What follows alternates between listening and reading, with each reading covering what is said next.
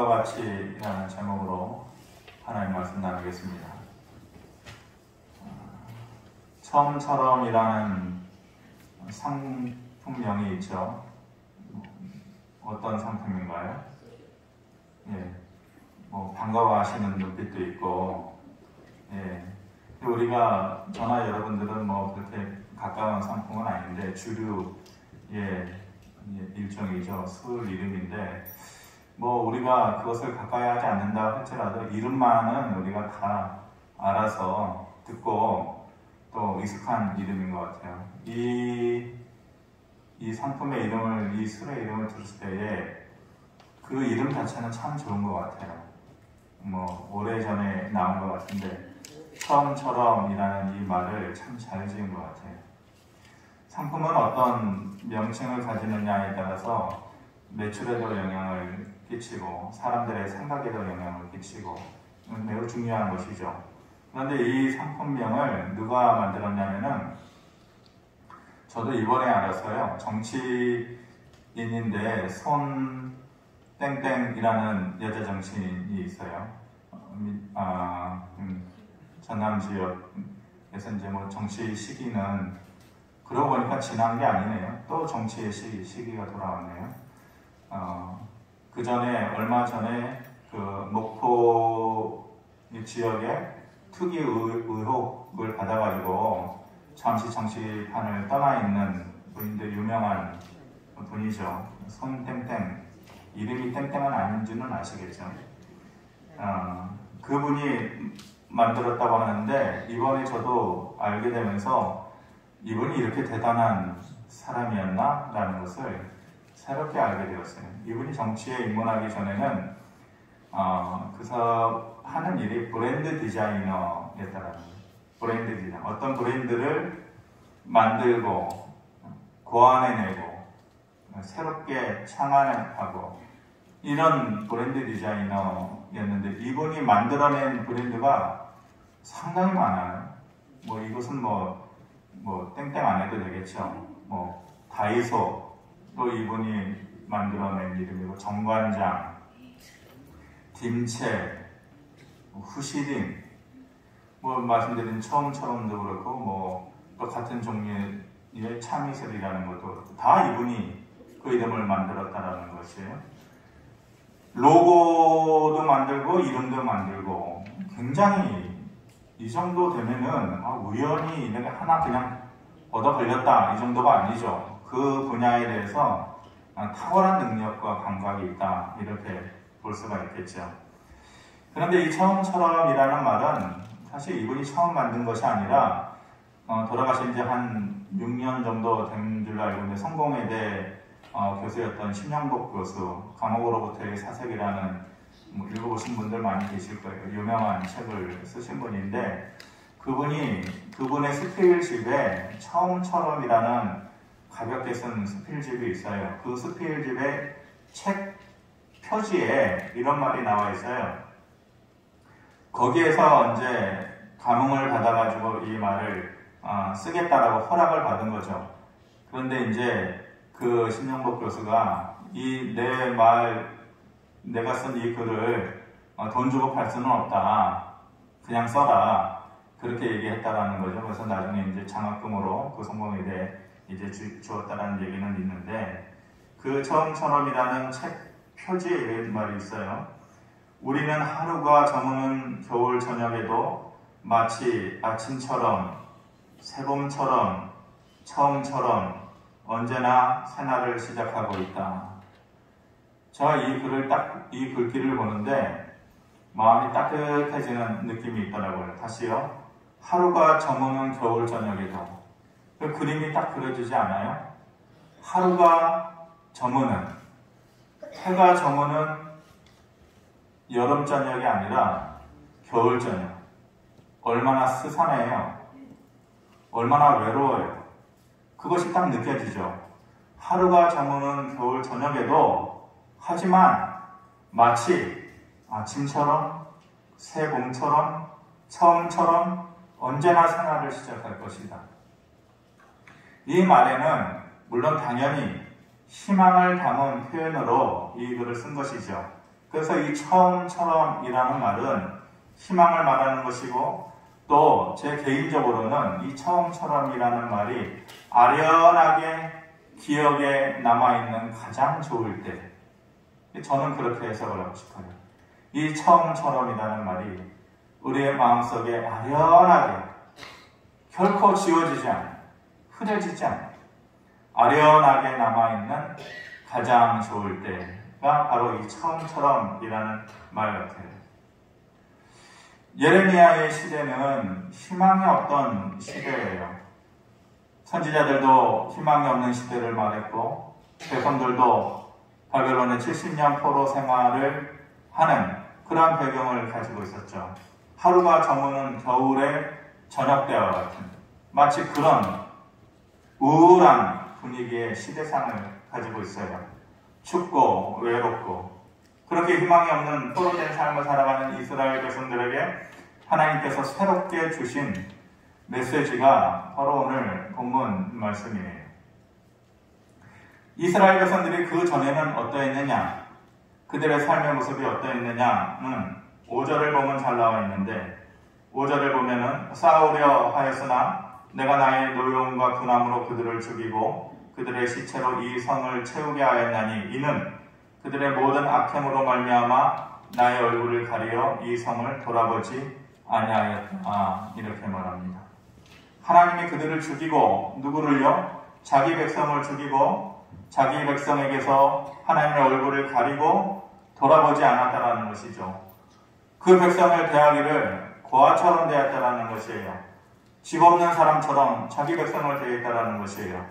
돌아보지 않고 그리고 얼굴을 가리우고, 그런 하나님의 행동은 듣지 않는 걸로 이어져요. 예레미야에 보면은 그리고 나서 하나님께서 너희의 소리를 듣지 않으시겠다 얘기해요. 하나님께서 자기 백성의 소리를 듣지 않는 것, 거꾸로 역으로 생각해 보면 그 백성의 입장에서 보면, 성도의 입장에서 보면은 가장 큰 불행이고 가장 큰 절망인 것이죠. 그런데 그런 분위기에서 6절 이하에 하나님께서 일방적으로 그 앞의 분위기를 확 바꿔놓으세요. 하지만 이렇게, 그러나로 시작하면서 상황을 바꿔놓으시죠. 7절에 이렇게 얘기합니다. 내가 유다의 포로와 이스라엘의 포로를 돌아오게 하여 그들을 처음과 같이 세울 것이다. 그들을 돌아오게 하여 그들을 처음과 같이 세울 것이다. 희망이 있고 아련하게 가장 좋았을 때의 기억으로 남아있는 그때로 내가 너희를 되돌려 놓을 것이다. 이렇게 얘기합니다.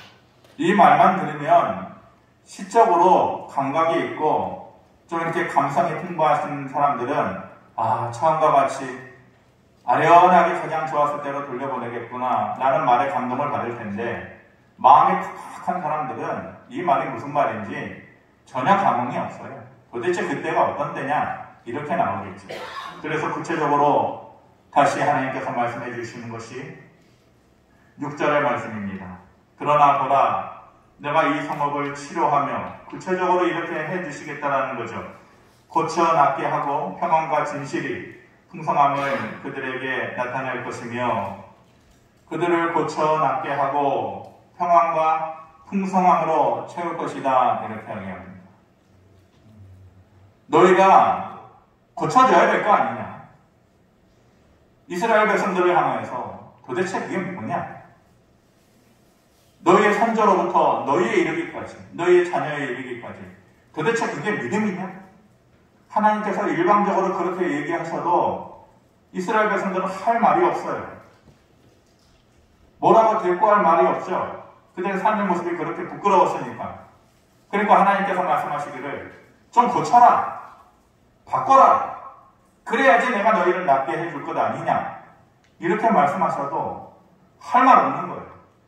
그런데 하나님께서 그렇게 말씀하시지 않고 내가 고쳐 너희를 낫게 하고, 일방적으로 하나님께서 고쳐주시겠다라는 거예요. 이것이 하나님의 일방적 은혜고 전적인 은혜. 우리가 애쓰고 힘씀이 없어도 거기서 허덕이는 우리의 모습을 하나님께서 고쳐놓으시겠다는 것이죠. 고쳐서 낫게 하고 다시 풍성한 삶을 살아가는 가장 좋은 예는 뭐니 해도 다윗의 삶에서 우리가 그것을 찾아볼 수 있어요. 새벽에 우리가 역대상을 계속해서 보고 있는데 다윗의 삶이 딱 이 삶이었죠. 인생이 고쳐질 삶이고 또 다시 풍성함으로 나아가는 삶이고 낫게 되어진 삶인 것입니다. 다윗의 삶이 어떤 삶이었어요? 아픔과 또 슬픔과 억울함에 있고 배신의 삶으로서 채워졌던 그런 삶 아니에요. 그런데 하나님께서 하나씩 그것을 고쳐놓으셨어요. 다윗이 애쓰고 힘썼다라기보다는 하나님의 일방적인 능력이었어요. 일반적인 하나님의 능력으로 그의 삶을 고쳐놓으신 거예요. 낫게 해주신 거예요. 그리고서 그의 삶에 평안을 허락해 주셨죠. 이스라엘이라는 나라를 중심으로 지금도 중동 지역이 그러한 지리적인 배경을 그대로 가지고 있지만 그 당시 이스라엘을 중심으로 그 주변에 얼마나 많은 힘들게 하는 가시와 같은 나라들이 많았어요. 에돔, 모압, 암몬, 블레셋, 아람 다 이스라엘보다도 큰 나라들이에요. 그래가지고 힘이 없어서 늘 빼앗기고 그 나라들한테 조공을 갖다 바쳐야 되는 그러한 역사적인 배경과 아픔이 있었던 이스라엘인데 다윗의 때는 완전히 달라졌어요. 암몬과 모압과 블레셋과 이 나라들이 역으로 다윗을 찾아와서 조공을 바치는 그리고 그 나라들과의 평안을 유지하는 하나님의 복을 누릴 수 있게 되었고 그리고서 그 나라들이 사방에서 은과 금을 가져다가 다윗의 나라, 다윗의 제국을 채워주었다 이렇게 얘기하고 있습니다. 풍성함으로 나아가게 됩니다. 그러니까 이 말이 딱 다윗의 말과 똑같은 거예요. 고치고 낫게 하고 평안하게 하고 풍성하게 한 하나님의 약속이 다윗의 삶에는 그대로 그림 보듯이 그렇게 나타난 것을 우리가 알 수 있죠. 우리가 페르시아 제국이 황금의 제국이라고 하는데 페르시아 제국은 다윗의 때로부터 한참 뒤거든요. 그런데 이 다윗의 때에 이미 주변 나라들로부터 얻은 은과 금이 그대로 이어져서 바벨론에 흘러들어가고 그것이 바사, 페르시아로 이어가서 황금의 제국을 이룰 수 있는 근본을 다진 거예요. 그러니까 다윗의 시대에 그 풍성함이라고 했던 것이 세계적인 것이에요. 뭐든지 알고 보면 감동이 있어요. 알고 들으면 감동이 있는데 모르고 들으면 그냥 그런 거죠. 다윗의 삶이라는 것이 그럭저럭한 삶이 아니었거든요. 하나님께서 그들을 고쳐주시고 다시 낫게 해주시고 다시 세워주시고 평안과 풍성함으로 주신 일방적인 하나님의 은혜와 능력이 있었던 삶이 바로 그 다윗의 삶이었던 것이죠. 우리의 삶의 조목조목을 들여다보면 고쳐져야 하는 것들 모두가 고쳐져야 합니다. 저도 그렇고 여러분들도 우리의 마음도 그렇고 우리의 몸도 그렇고 우리의 가정도 그렇고 우리의 전체적인 삶의 모습들도 고쳐져야 됩니다. 일방적으로 하나님께서 고쳐주지 않으면 내 힘으로 포기하고 살아가는 부분들이 더 많기 때문에 그래서 힘든 거 아니에요. 어려운 거 아니에요.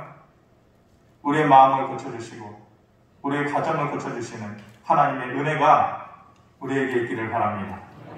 또 뭐라고 말씀하십니까? 8절에 내가 그들을 내게 범한 그 모든 죄악에서 정하게 하며 그들이 내게 범하며 행한 모든 죄악을 사하여 줄 것이다. 이렇게 얘기합니다. 이스라엘이 도무지 하나님 앞에 나아갈 수 없는 그런 민족들이에요. 열왕기 상하에 나오는 그 북이스라엘과 남유다의 39명의 왕들이 물론 간간히 선한 왕들이 있었지만 그 왕들을 비롯해서 그 국민들이 백성들이 하나님을 등지고 돌아섰던 시기가 훨씬 더 많아요. 부끄러운 시기. 그러니까 그 부끄러움을 가진 사람은 하나님께 나아가지 못하는 그건 그때나 지금이나 똑같은 거예요.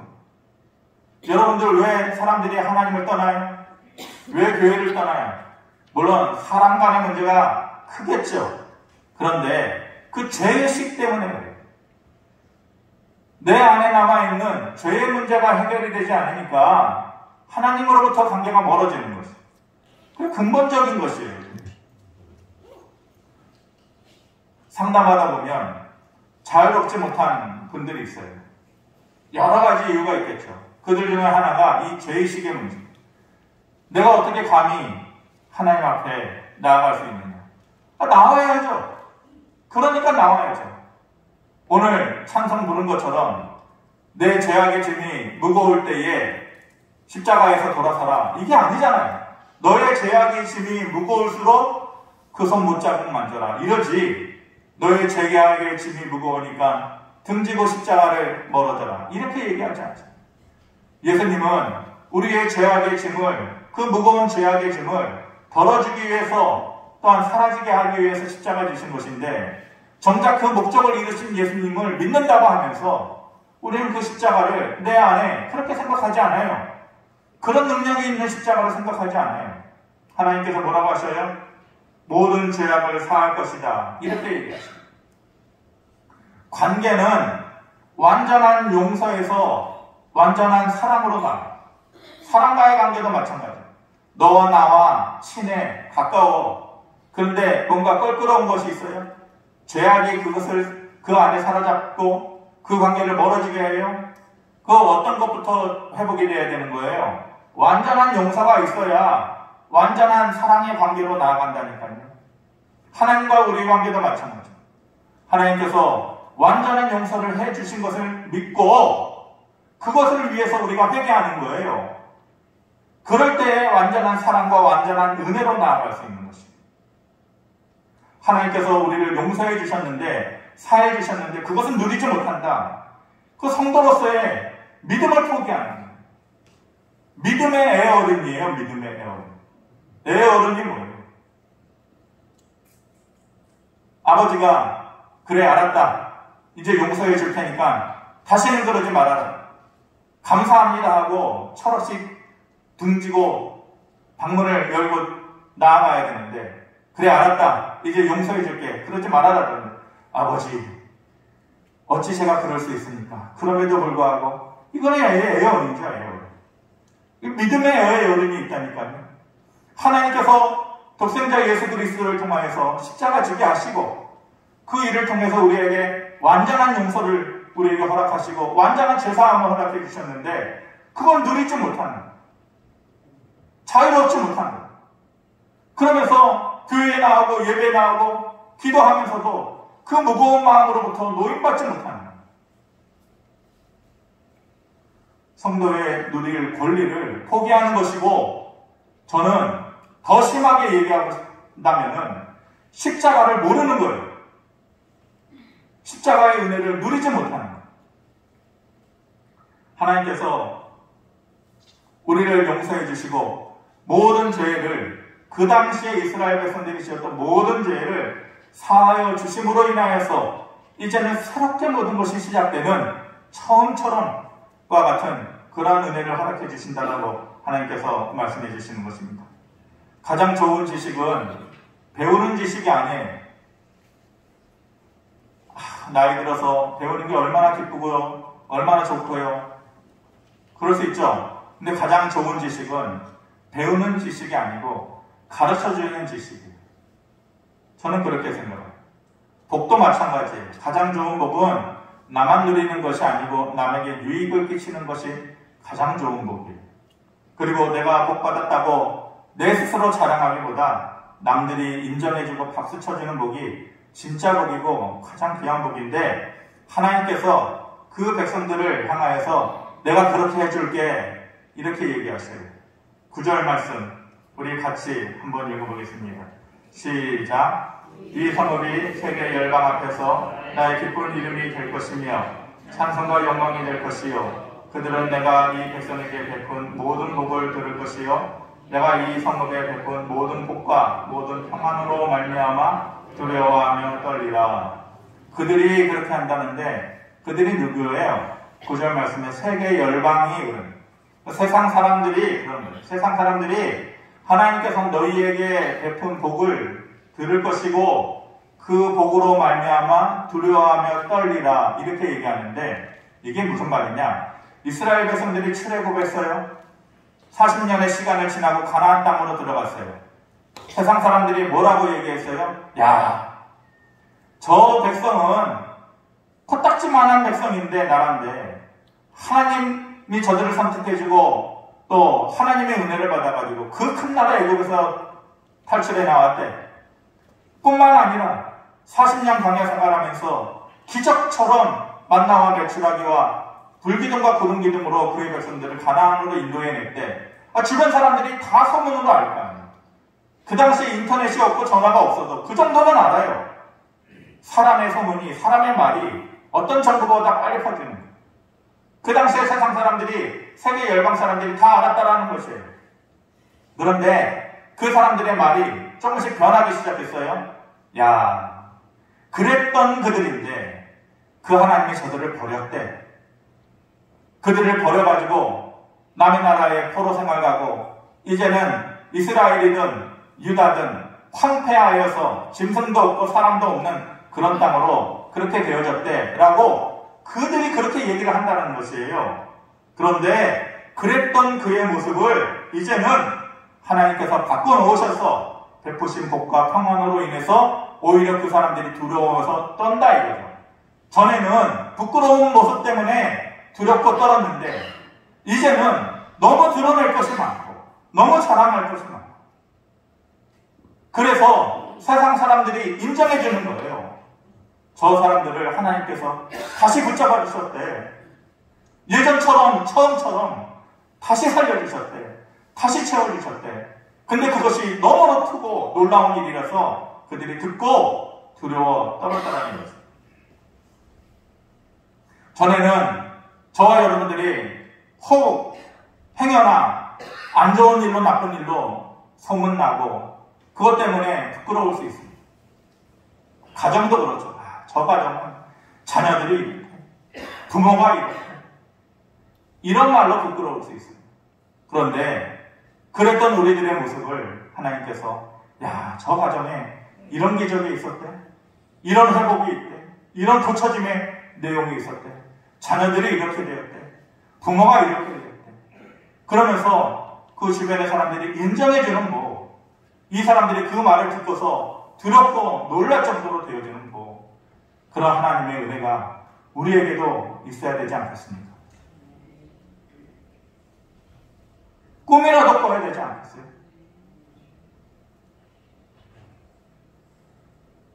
꿈도 없이 살아가는, 믿음의 소망과 믿음의 꿈도 없이 살아가는 것이, 그것이 더 큰 불행입니다. 하나님께서 주신 말씀처럼 나와 내 개인의 삶과 우리 가정에도 남들이 듣고 놀랄 정도의 두려움의 복을, 평안을 내게도 허락해 주실 거야. 그런 믿음이 우리 안에 깊게 자리 잡기를 바랍니다. 소리의 회복, 마지막으로 어떤 소리를 주신다고 하십니까? 10절 11절 말씀에 여호와께서 말씀하십니다. 너희가 가르쳐 말하기를 황폐하여 사람도 없고 짐승도 없다 하던 여기 곧 황폐하여 사람도 없고 주민도 없고 짐승도 없던 유다 성읍들과 예루살렘 거리에서 즐거워하는 소리, 기뻐하는 소리, 신랑의 소리, 신부의 소리와 및 만군의 여호와께 감사하라. 여호와는 선하시니 그 인자하심이 영원하다는 소리가 들려난다는.